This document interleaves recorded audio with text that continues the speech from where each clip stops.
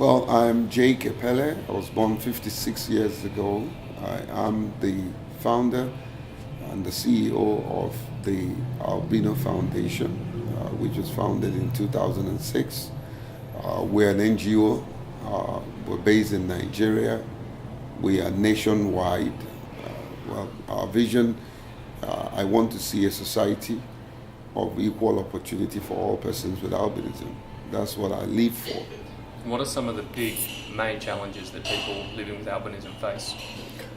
Discrimination and stigmatization, health issues, skin cancer and visual impairment, lack of education,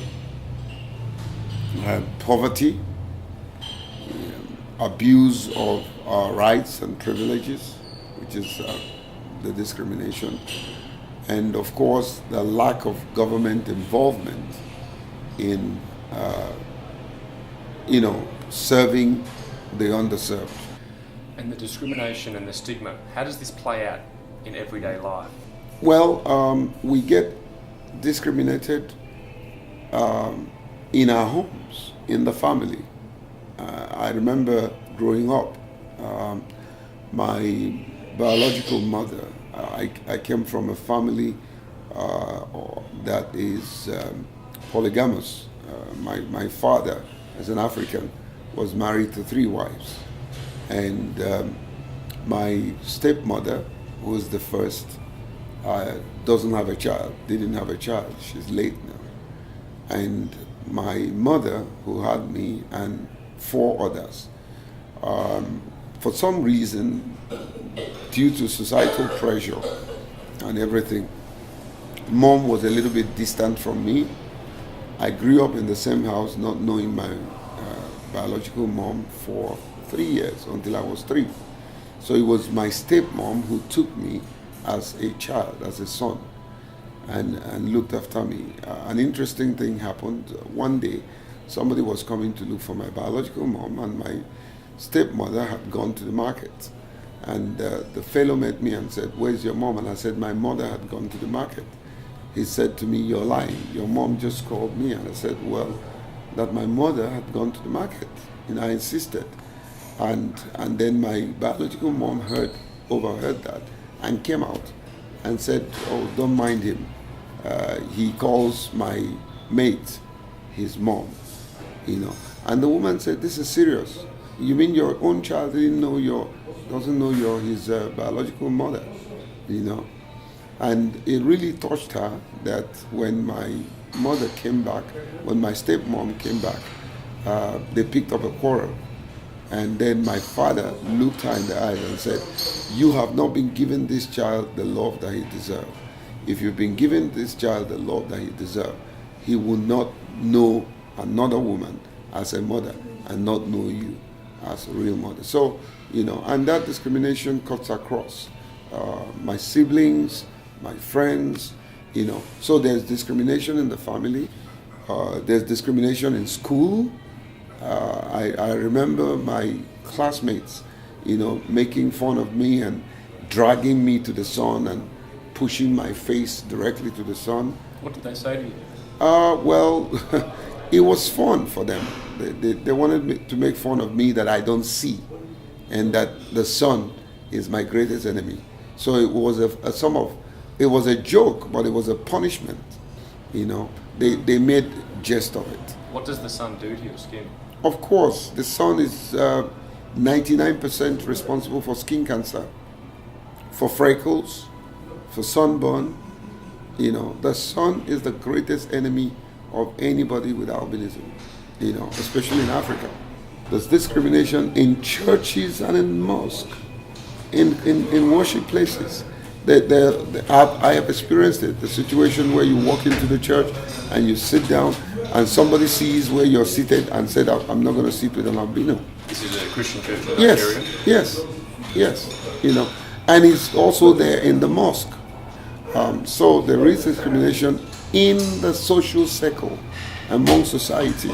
I was not allowed to come into a party as a young student because the giver of the party, the mother, said that she does not want a person with albinism in her home. So I was kicked out of a social gathering. And did you go on to high school and university? Well, this is another difficult part of my life for two reasons. I didn't get the education that I wanted. One was because of visual impairment. I didn't see the blackboard. It was a struggle for me. That's not the chief reason. The chief reason is because my parents were too poor to send me to school. So I didn't go to university. I managed to get a secondary education, but then it didn't stop me from becoming all that I want to become. I had to take on courses and did all that I can do, and to become a broadcaster, to become a journalist, to practice public relations and advertising, and of course the work that I do. I was a talk show host in Nigeria, and it ran on several television, and it did very well, for years. So there's a whole lot that I was able to do in spite of my poor education background.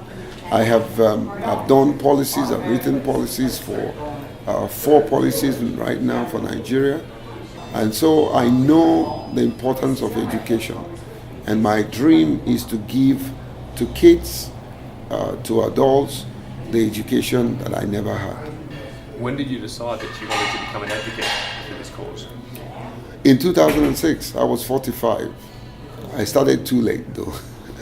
I was 45. I've done all kinds of legit business because I've always been very careful of what I do. I don't have any criminal record. I've never been arrested by anybody.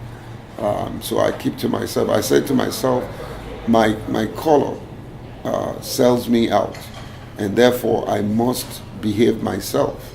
A lot more things that young people do, smoking and running, I never did that. I knew for some reason that I would do what I'm doing today, so I wanted to preserve myself. Is that because you thought that the penalties would be worse, or you'd be treated harshly? Yes. I mean, if I'm thrown into the jail, I will I'll go through a lot more hardship than the normal person. So it guided me. But then, as an individual, I grew up not wanting to violate the law, not wanting to do anything, because of the strict discipline that my father brought me up. My father remains even though he's dead, is my hero, because he taught me integrity, transparency, hard work, and to believe in myself. And can you explain the links between witchcraft, traditional healers, and their desire to get their hands on body parts of people with albinism? Well, it's a myth that have become a norm, because those things are not true. What is this myth? Well, in Eastern Africa they call it witchcraft. In Western Africa we call it rituals. A situation where there's this belief that the body part of a person with albinism can fetch money. In some cases they believe it's a love potion. In some quarters it's for political power. It means a lot to many people, but those things are not true. I always say that if it is true that our body parts can make money, I would have been a rich man. I would have been a rich person, But it's a lie that the society have allowed to entrench into the fabric of the society. When you keep quiet over a myth, which is a lie, it becomes truth. But to fight the myth or lies, you need to tell the truth. And that's why I am an advocate for every person with albinism to get into the mainstream media, get into the social media, tell your story. Don't be ashamed. Tell people what you're going through. Don't hide it. Don't live in denial. Speak out. Until you speak, nobody will know what you're going through. the albinism issues today wouldn't have come to the front burner if not the media. So I don't belong to the group of people that said, "Oh, the media is saying too much about us. That's why the witchcraft is out of proportion." That is not true. As a matter of fact, the media has helped us to bring it to light. Could the media in some countries be more accurate or more ethical in how they report stories on albinism? Well, the inaccuracy comes as a result of either misinformation or ignorance. Yes, the media should do their job thoroughly, research, most importantly, find a person with albinism who understands albinism in context and out of context, who will be able to explain to you the details, the scientific, the social, the philosophical, every aspect of the life of persons with albinism. And of course, look for professionals, the doctors who knows, because not all doctors know things about us. So look for the right person, research your information, get it right, and make a person with albinism the focus of your story. In which countries is the problem worse? The myths, the witchcraft? Which countries in Africa specifically? This is a good question, I must say to you, because a lot of attention has been given to the eastern part of Africa, and they make it look as though the problem is worse in East Africa than anywhere else. There are segments of the problem that features in a particular location more prominently than others. For instance, in Tanzania, in Eastern Africa, ritual or witchcraft is the key issue, all right? A bit of poverty and all that, lack of education.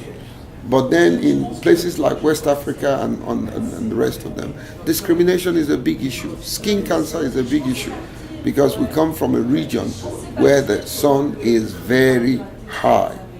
All right? So it is not right to say, oh, well, this region don't have problem. This have more problem. No. And that's why I'm an advocate for a centralization of the issue to cut across every country in Africa. For instance, I wouldn't say Nigeria has the greatest population in Africa. I would not say that the problem is more in Nigeria than it is in Tanzania. There should be a level playing field for attracting the global attention for albinism. So the obsession that people have with where is it worse, you think that distracts from solutions? Yeah, it takes attention from the problem, And IK, the UN expert on albinism, yesterday mentioned the complexities of being the daughter of two black Africans. She's white, black but white. She said the complexities of being white when you're black. Your both parents were African as well, black Africans. Can you explain your own situation? It's the same thing because it's being someone who is different among a group of people that are the same.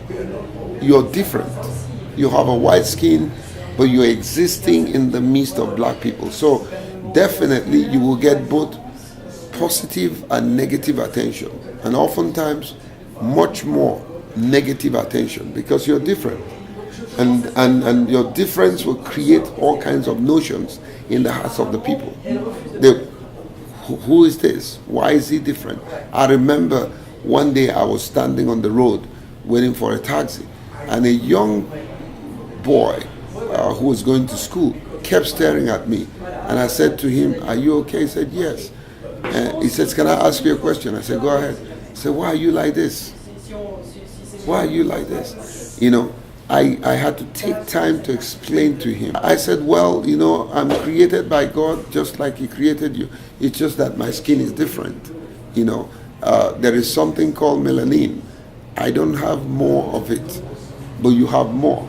That's why I'm different. But you can see I have eyes like you have eyes. I have nose like you have nose. I have mouth like you have mouth. And if you take a piece of wood or sharp object and cut me, it's the same red blood that will come out of me that will come out of you. He was so happy. He was so grateful. He said, "Thank you, sir. I never knew this. You know, I always see you people as somebody from maybe another planet. You know, but I thank you that you took time out to explain to me." And that's what I teach my people. I say, look, be patient with people. Many of them don't do it because they want to put you down. They do it out of ignorance. And for you to debunk ignorance, you tell the truth. There's nothing wrong with us. We have the same brain. We have the same legs. We can be as successful as you can. We are just human beings, even though we have some noticeable differences. And there's a myth that people with albinism don't die, they disappear. Yeah. Can you explain that? Well, yeah, it depends on what country. There are several myths for several countries, you know. There are countries who believe, you know, persons with albinism disappear, which is not true. We're human beings, we die like every other person and go to the grave. There are also myths that we are gods. Oh yes, there are myths in Nigeria that persons with albinism is a god. Where does that myth, that idea stem from? Again, because we are different. Because we're different. You know, religiously speaking, people feel that a deity is sacred, therefore is not human, it's supernatural. So oftentimes when things are viewed differently, they tend to give a religious connotation to it, you know. So there are people who believe we're a deity, you know, and that's where you can trace the issue of disappearing, because they feel you have supernatural power. Like a messiah. Exactly. You know, there are also myths that we are juju. That means negative, yes, negative deity, you know, and that whenever a person with albinism enters a room, evil follows. So it depends on, you know, what region and how people perceive albinism, but it draws more negative attention than positive attention. For instance, if a Caucasian stands with you in Africa, they quickly detect that, oh, this is not original. This is original. That's why in most part of Africa we are referred to as unfortunate European. Yes. In Nigeria? Yes, and most part of Africa. They call you unfortunate European. You are supposed to be a European or a Caucasian, but you found yourself in an unfortunate location and an unfortunate situation, you know. Yeah. So I grew up being called that, and you were being called that by responsible people, educated people. What would you say to the leaders of African countries where this is happening? Well, I want to use this opportunity to talk to our leaders to recognize that we are citizens of various countries of Africa. The AU in particular, to begin to engage persons with albinism in various countries, sit them down and talk to them so that they can tell you what their needs are. On the basis of that, you can design a response plan to meet the needs of the people. The problem is, in Africa, the policymakers often sit down in their air-conditioned and cozy environment and design a policy to people that they don't even know. So there's a need for their proper engagement of the persons with albinism. Your eyesight, is it common for people with albinism to have poor eyesight? Virtually everyone with albinism. As a matter of fact, what makes you a person with albinism is poor outside, skin differences and hair. For even the ocular, it's poor outside and a little bit of a skin difference. So eye problem is our number one problem. And I'm also using this opportunity to call on scientists to find a solution, because right now there is no solution. A cure. Yes, the glasses don't help us that much. We can wear all the glasses we can. All it does is probably give us some tint from the sun, but I can't use it to read properly. I can't use it to see properly. Is it short-sighted or long-sighted? Like, are you able to see me clearly here? We're short-sighted. That's why we bury our face. Okay. Yeah, we have to squint to see. But I'm quite clear sitting over here a few meters from you. Not really. I could still have a hazy picture of you as an object. So you can tell I'm going a bit bald. A little bit, yes. And this report yesterday said over 600 people since the last decade have been killed or mutilated. I think it's much more than that. This is underreported? Yeah, it's underreported. There's much more modern. It's very much more than that. What is reported is a far cry from what has been done. You know, there are too many unreported cases because most of them happens in the rural area, and others happen to people who are not able to report it, who are ashamed to report it, who don't have the means and the platform to report it, you know. And then, of course, there's small organizations here and there that don't have the resources and the skills to document and report these things. And you're aware of the ritual killings or hate crimes happening in other countries outside of Africa? Not really. I don't think so. The problem is in Africa, and that's why we need a response plans and a strategy like whoever designed the project for HIV/AIDS, you know, because what they did was take the problem out of Africa and throw it to the world. And today they are getting all the fundings they need to intervene. I think NGOs and development partners needs to take albinism problem from Africa and present it to the world so that we can get the response that we need.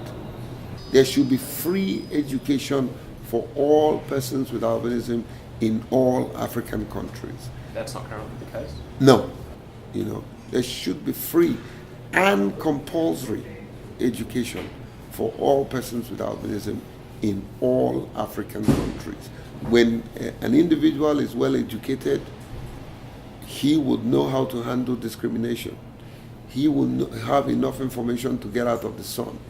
He will know how to mainstream his activities into governance. He will know how to become a leader. He will be successful. And if he's successful and have money and is comfortable, there's a likelihood that he will be more accepted than when he's poor and uneducated. So education is the key. Everyone, see, the albinism discrimination and issues is like a trail.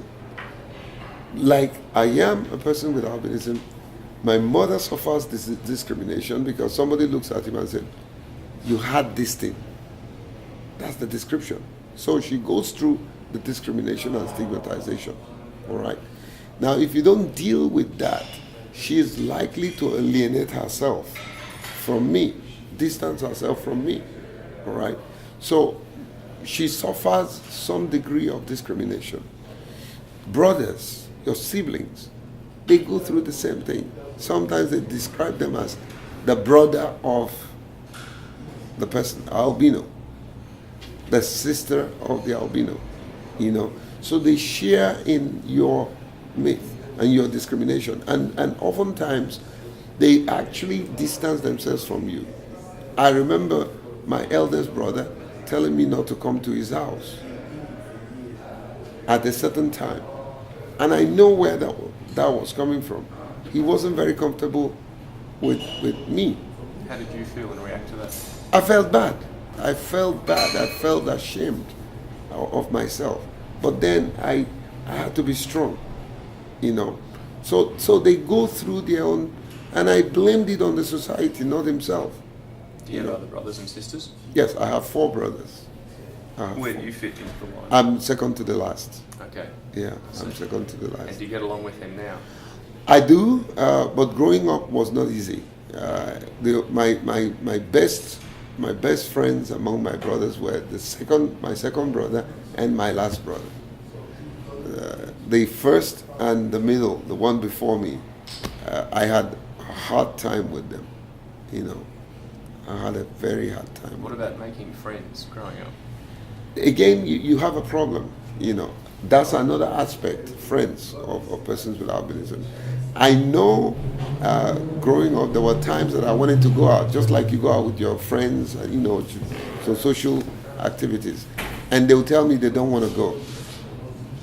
And I know that it's because they don't want to go with me. Because they tell me they don't want to go, 5 minutes, 10 minutes after I leave, you will see them outside. And I said, but you told me, he says, no, don't worry, I'll tell you later. And they walk away from you. So I just know that they were not comfortable in my company. How have you, Epelle, been able to overcome these challenges? I'm guessing a lot of people in your situation have not coped so well. Mm-hmm. You've thrived and had a media career and now a successful advocate. How have you found your strength? I'm bold to say it is God and God alone. God has guided me. I believe in God. I believe in his ability to intervene in my life, and that's my number one strength.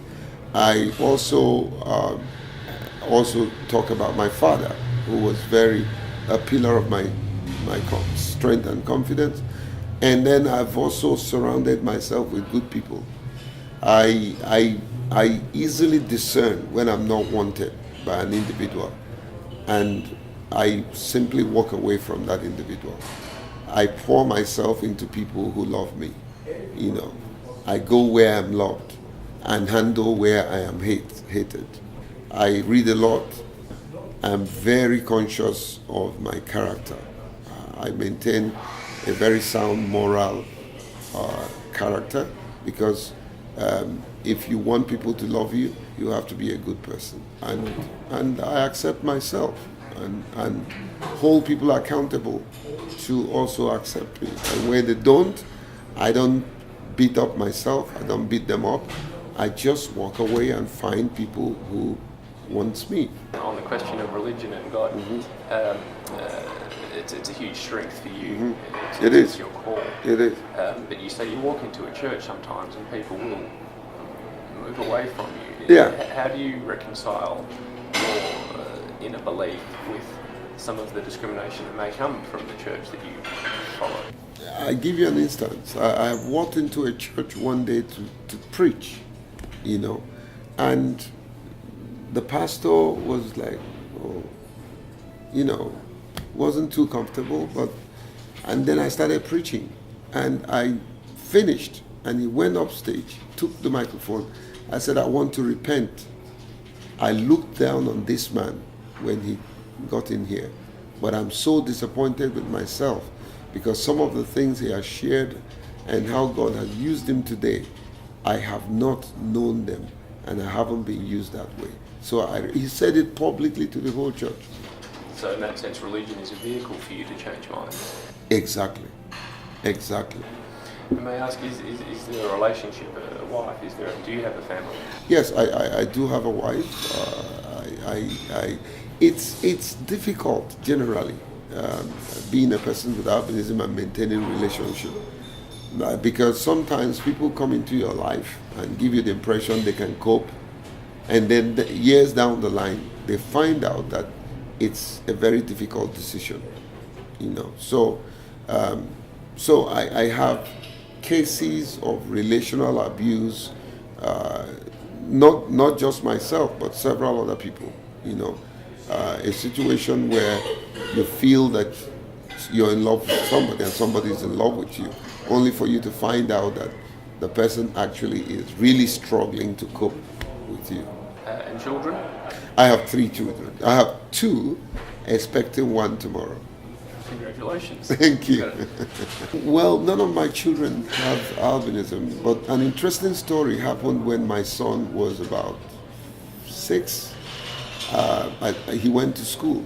So just like a father will visit a child in school. So one day I went to visit him in school. He was happy. He came and we talked and embraced me, and and then I allowed him to go back to the class. So I went away happy that I've fulfilled the role of a father, going to see his son in school. But when he came home, he was unhappy. And so I said to you, what's wrong with you? He says, Dad, maybe it's not a good idea for you to come to our school. Let mommy just come and see me. Don't come. And I said, why? He said, every time you come, my friends laugh at me. My friend make jest of me. They said, oh, your father is an albino. He said, that makes me feel uncomfortable. So at first I wasn't happy, but I quickly got myself and I told him to sit down. And I said, Jason, you are going to live with this all your life. There's nothing you can do to change me. I am whom I am and the way I am. So you have to learn to accept it and fight, not physically, and deal with whoever that wants to make ridicule of you because you have a father with a different color. This is the reality, and you're going to live with it all your life. And he cried, but then he had to pick up courage. At the same time, I also wanted to give him a space, so I started, withdrawing a little bit from going to school. Or sometimes I'll go to school and sit in the car, and he will come, and I'll talk to him and give him whatever I want to give him, and he'll go back and I'll drive off. A compromise. Well, it's a compromise, but it was a painful compromise. I still remember the pain today, just like I know he too went through the pain. I see. Well, thank you for sharing that. Thank you. Your message for African editors and journalists on albinism. My friends, my colleagues, my seniors in the media practice, I encourage you to cover, to publicize everything that you know about albinism. Form small support group that can become a change agent even within the media circles. And the persons with albinism, engage the media. The media is our greatest hope to disseminate the evil that we have gone through over years.